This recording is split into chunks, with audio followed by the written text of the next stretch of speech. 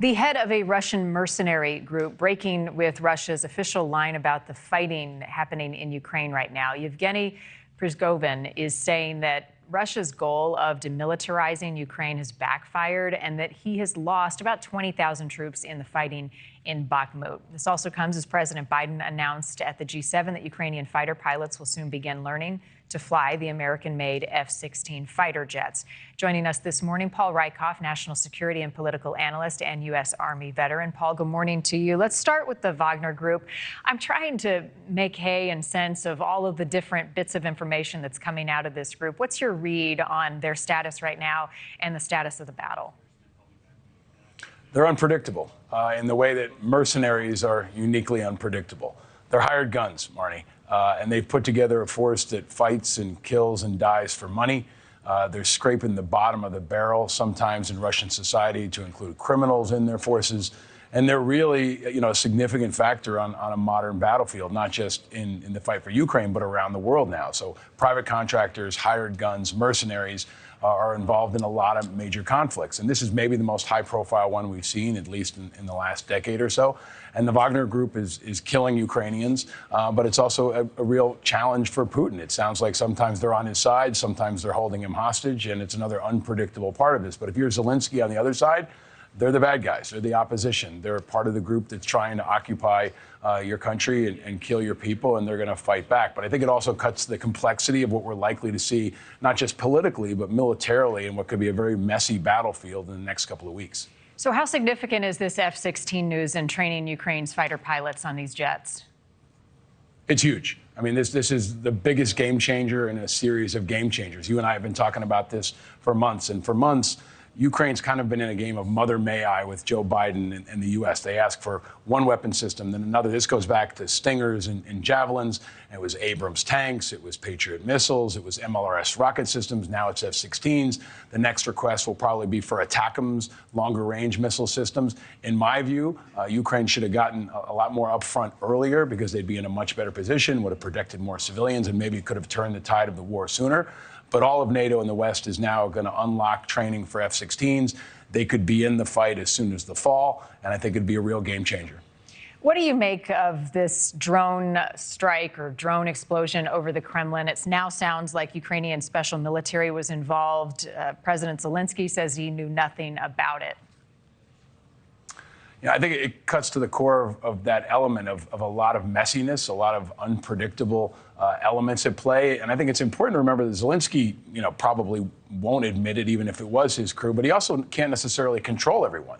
I mean, there are millions of Ukrainians all around the country and all around the world that want to fight back against Russia. And they may do it on their own terms without necessarily coordinating with the hierarchy inside of Ukraine, without Zelensky himself. I think we're going to see a lot more messiness. I don't think the lines will necessarily hold over the next couple of weeks. You may see more attacks inside Russia, whether they're guerrilla attacks, conventional attacks, or just attacks that even come from within, from sabotage. But I think it cuts to, again, how far-reaching this conflict will be. The spring offensive and defensive will be the likes of which we haven't seen since World War II. And war is unpredictable, war is messy, and I think it's going to go in a lot of directions that we can't even imagine right now. How critical was Bakhmut? It sounds like the city, for the most part, has been destroyed. Russia claiming control, but if nothing's left, does that matter?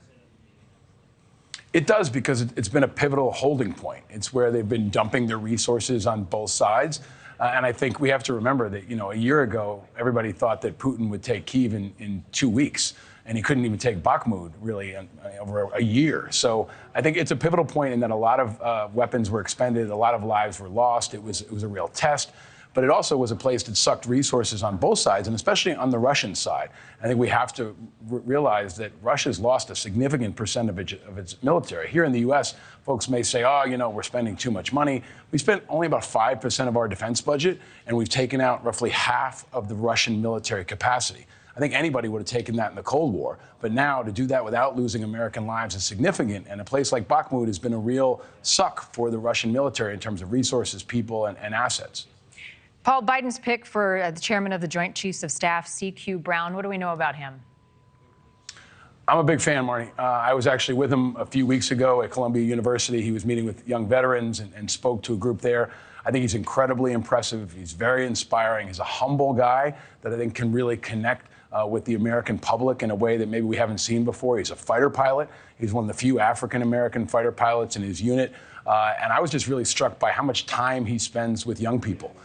As the military is facing some pretty tough recruiting challenges, I think Siku Brown is going to be a historic pick, an inspiring pick, and a real voice of conscience for America. He's the kind of leader that parents can look up to, kids can look up to, and we can all aspire to be like. And I think that's an important message, too, as we think about Memorial Day coming up this weekend, and we think about all those we've lost. Yeah, and speaking of Memorial Day, Paul, take a moment to share your thoughts on what this day means for you, how you'll spend it. You know, I think it's important for folks to remember this is not Veterans Day. This is not the time where you thank me or your grandfather that's still around. This is a time we recognize and honor and celebrate all those men and women who've died. Many of them were young people. They put their lives on the line over the course of many generations. And I think about the men and women that I served with. I think about Robert Wise, who was 21 years old and served in my company and was killed by a roadside bomb just outside our gate back in 2003. He was 21 years old. He lived in Tallahassee, Florida. I think about him, and I think about Sergeant Major Eric Cook, who was 43 years old, was our Sergeant Major that we lost on Christmas Eve. I think about actual people.